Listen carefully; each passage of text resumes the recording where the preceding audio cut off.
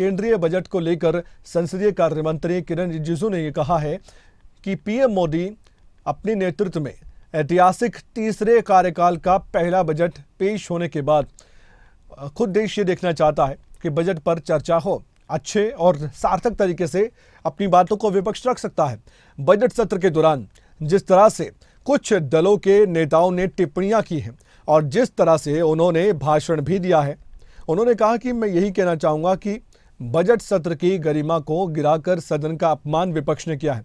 पहले ही वो ये कह चुके हैं कि पार्टी के लिए जो करना था वो चुनाव में वो कर चुके हैं। अब सभी को पार्टी के लिए नहीं बल्कि देश के लिए मिलकर काम करना है।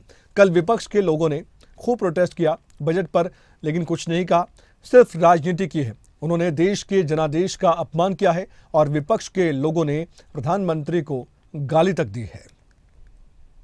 सत्र है और एक तरीके से ये बजट सत्र ही है, तो इस मॉनसून सेशन में जो बजट पेश किया गया, कल बजट का पहला दिन था चर्चा का, और कल की चर्चा में आप सबने देखा होगा एक शानदार बजट मोदी जी के नेतृत्व में ऐतिहासिक तीसरी टर्म का पहला बजट पेश होने के बाद देश ये देखना चाहते हैं कि बजट पे चर्चा अच्छी तरह से हो, सार्थक हो, ये सब चाहते हैं।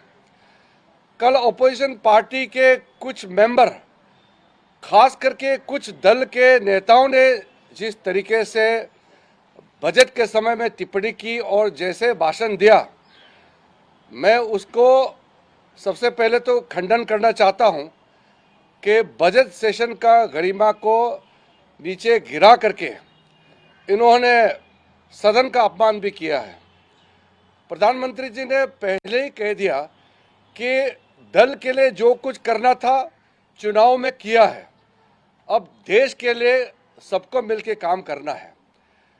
दल के लिए नहीं, देश के लिए अगले 5 साल देश के लिए सबको करना है, प्रधानमंत्री जी ने अपील किया।